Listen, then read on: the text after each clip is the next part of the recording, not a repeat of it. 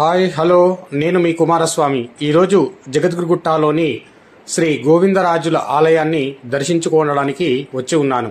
రేపు ముక్కోటి ఏకాదశి తొలి ఏకాదశి సందర్భముగా ఈ యొక్క గోవిందరాజుల యొక్క దర్శనం మీకు చూపించాలని నేను ఈ యొక్క ఆలయానికి వచ్చాను. ఇది జగద్గురుగుట్టలోని కుత్బుల్లాపూర్ మండల్ జగద్గురుగుట్టలో శ్రీ వెంకటేశ్వర స్వామి ఆలయానికి ముందు భాగంలో ఈ యొక్క ఆలయం ఉంటుంది. ఇదిగో ఈ ఆలయం చక్కని ప్రకృతి మధ్యలో ఈ ఆలయం ఎంతో ప్రసిద్ధిగాంచి ఉన్నది. ఈ మధ్యకాలంలోనే ఈ ఆలయానికి 20 సంవత్సరముల ముందుగా ప్రతిష్ఠించారు. ఆలయానికి ముందు భాగం నందున శంకు చక్రములచే స్వామివారిని ఆహ్వాన పలుకుతూ ఉన్నాయి. చూడండి, ఆ స్వామివారి సేవలో పూజారి గారు ఎంతో చక్కగా స్వామివారిని అలంకరిస్తూ ఆ స్వామి పూజా కైకర్యములను ఆచరిస్తూ ఉన్నారు. ఆ స్వామిని చూస్తే చాలు మనసు ఉప్పొంగిపోతుంది, పులకరించి ఉంటుంది. ఆ తల్లి లక్ష్మీదేవిని అదేవిధంగా శ్రీ మహావిష్ణువును చూసిన ఎంతో సంతోషము కలుగుతూ ఉంది. ఈ యొక్క గోవిందరాజుల వారి విశిష్టతను ఈ మహత్యమును అంతా కూడా ఈ పూజారిని అడిగి మనం తెలుసుకుందాం. స్వామివారి నిత్య పూజా కార్యక్రమములను జరిపే విధానమును ఈ గోవింద అనేటటువంటి నామము గురించి మనము క్లుప్తముగా ఈ యొక్క పంతులు గారిని అడిగి మనము తెలుసుకుందాము. ఈ యొక్క స్వామి యొక్క ప్రతిమను చూస్తే ఎంతో ఆనందం కలుగుతూ ఉంది. తెలంగాణ జగదిగిరిగుట్ట పుణ్యక్షేత్రంలో గోవిందరాజస్వామి వారి ఈ దేవస్థానంలో ఈ వైష్ణవ సంప్రదాయము ఈ ఆషాఢ మాసమే తొలి పండుగగా మరి తొలి ఏకాదశి ప్రారంభం కాబట్టి ఈ తొలి ఏకాదశి శ్రీమన్నారాయణుడు అని వేలుకొని ఆ నుండి తొలి ఏకాదశి మరి గోవిందరాజస్వామి వారి దేవస్థానంలో వైష్ణవ సంప్రదాయము తొలి ఏకాదశి మరి వైకుంఠ ఏకాదశి భీష్మ ఏకాదశి వసంత పంచమి నాగుల చవితి నాగుల పంచమి మరి పర్వదినము స్వామివారికి మరి వైకుంఠ ఏకాదశి ముందు తిరుప్పాలని జనవరి 1కు గోదాదేవి మార్గలి అని ఉంటుంది. అమ్మవారి పీఠం పెట్టి మార్గలి పొద్దున పొంగలు సాయంత్రము విష్ణుపారాయణము ఆరతి ఉంటుంది. మరి భోగి పరదినమున గోదాదేవి కళ్యాణము రంగరంగ వైభవంగా జరుగుతుంది. 20 సంవత్సరాల నుంచి ఈ స్వామివారి సేవలో భక్తుల సందడితో ఎందుకు వచ్చిందంటే అప్పుడు శ్రీమన్నారాయణుడైన స్వామివారు శ్రీనివాస అవతారం ఎత్తినప్పుడు పద్మావతిని కళ్యాణం చేయడానికి నరుడు కాబట్టి స్వామివారికి చిల్లి గవ్వ లేకుండా అప్పుడు స్వామివారి సన్నిధిలో పోయి కుబేరుడిని అడగడము నారదాములు మహారుషులు వీరా ఎవరు పోయినా కూడా ఇస్తా అని ఇవ్వకపోవడం వల్ల శ్రీనివాసుడే వెళ్లి కుబేరా మరి నాకు దగ్గర చిల్ల గవ్వలేదు, మా అత్తగారు వస్తారు, బంధువులు వస్తారు, రంగరంగ వైభవంగా కళ్యాణం జరగాలి స్వామి. మరి ఎలాగంటే అందరూ రంగరంగ వైభవంగా భోంచేసి వెళ్ళిపోతే గ్యారంటీ ఏంది అని అంటారు కుబేరుడు. అప్పటి ఇప్పుడున్న కోమంటే అప్పుడు కుబేరుడు. అప్పుడు కుబేరుడు అంటాడు మరి గ్యారంటీ ఏంటంటే అప్పుడు స్వామివారు అప్పుడు గ్యారంటీ ఏమంటే ఒక తాటాకి పత్రము తీసి రాసిచ్చిండు. ఏమని?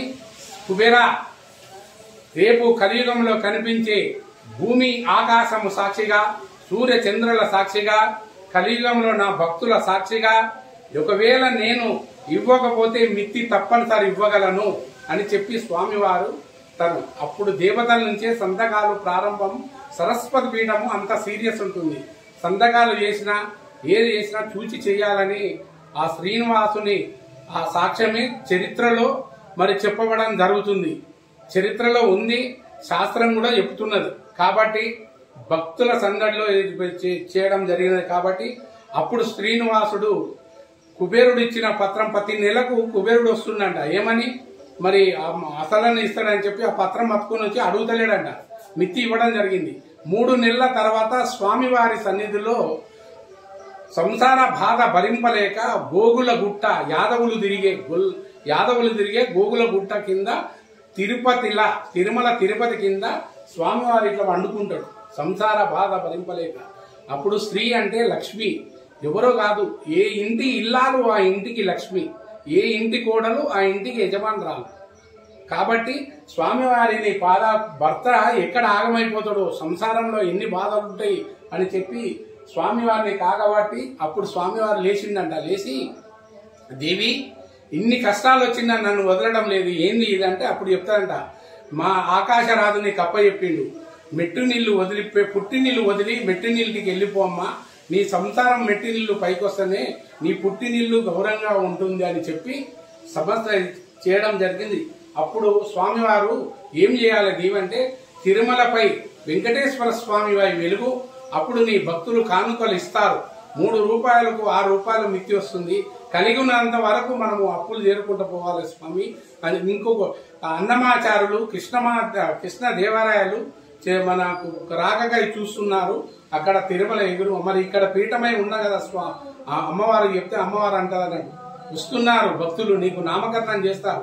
అప్పుడు మహారుషులు, ముక్కోటి దేవతలు, బ్రహ్మ వాళ్ళందరూ వచ్చి తిరుమల కింద తిరుపతిలో ఆ గోగులు గుట్ట తిరిగే యాదవులు తిరిగే గుట్టల కింద స్వామివారి పీఠమై ఉన్నాడని చెప్పి అక్కడ నామకరణం చేసింది. ఏమని, స్వామి ఇక నీకు నామకరణం చేస్తున్నాము, నిన్ను ఎవరు అప్పుడు అడవి ప్రాంతము, గజ దొంగలు, గుడ్డేలుగులు,